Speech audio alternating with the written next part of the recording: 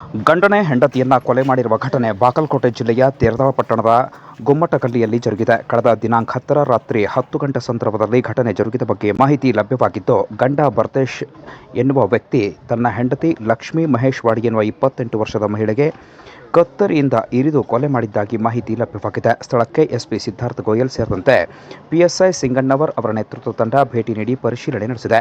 ಕೌಟುಂಬಿಕ ಕಲಹ ಹಾಗೂ ವರದಕ್ಷಿಣೆ ಕಿರುಕುಳದ ಹಿನ್ನೆಲೆಯಲ್ಲಿ ಗಂಡ ಮತ್ತು ಹೆಂಡತಿ ನಡುವೆ ಮೇಲಿಂದ ಮೇಲೆ ಜಗಳವಾಗ್ತಾ ಇತ್ತು ಎನ್ನುವ ಮಾಹಿತಿ ಲಭ್ಯವಾಗಿದ್ದು, ಜಗಳ ವಿಕೋಪಕ್ಕೆ ಹೋಗಿದೆ ಎಂದು ತಿಳಿದುಬಂದಿದೆ. ಉದ್ದೇಶಪೂರ್ವಕವಾಗಿ ವರದಕ್ಷಿಣೆ ಕಿರುಕುಳದ ಹಿನ್ನೆಲೆಯಲ್ಲಿ ತಮ್ಮ ಮಗಳನ್ನು ಕೊಲೆ ಮಾಡಲಾಗಿದೆ ಎಂದು ಕೊಲೆಯಾದ ಮಹಿಳೆಯ ಪೋಷಕರು ತೇರದಾಳ ಪೊಲೀಸ್ ಠಾಣೆಯಲ್ಲಿ ಪ್ರಕರಣ ದಾಖಲಿಸಿದ್ದಾರೆ. ಪ್ರಕರಣವನ್ನು ದಾಖಲಿಸಿಕೊಂಡಿರುವ ಪೊಲೀಸರು ತನಿಖೆಯನ್ನು ಮುಂದುವರೆಸಿದ್ದು, ಪೊಲೀಸರ ತನಿಖೆಯಿಂದಷ್ಟೇ ಹೆಚ್ಚಿನ ಮಾಹಿತಿ ಲಭ್ಯವಾಗಬೇಕಾಗಿದೆ.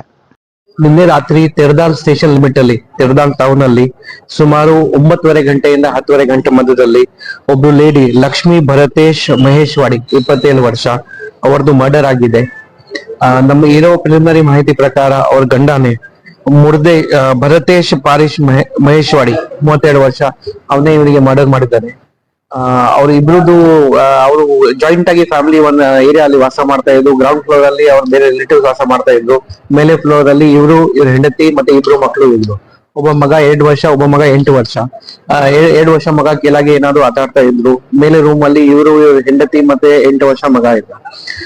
ಇವ್ರು ಕೆಲ್ಸಕ್ಕೆ ಕಟಾವ್ ಗ್ಯಾಂಗಿ ಕೆಲ್ಸಕ್ಕೆ ಹೋಗ್ತಾ ಇದ್ದ.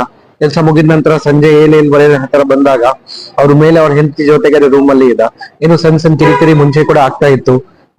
ಮುಂಚೆ ಕೂಡ 4-5 ಸರಿ ಹೀರೋ ಸೇರಿ ಇವರು ಬಗೆಹರಿಸಕ್ಕೆ ಟ್ರೈ ಮಾಡಿದ್ರು, ಆದ್ರೆ ಆಗ್ಲಿಲ್ಲ. ನಿನ್ನೆ ಯಾವ್ದು ಸೆಟ್ ಬಂದಾಗ ಅಲ್ಲಿ ಮನೆಯಲ್ಲಿ ಇರುವ ಒಂದ್ ಕತ್ತರಿ ಇರತ್ತೆ. ಆ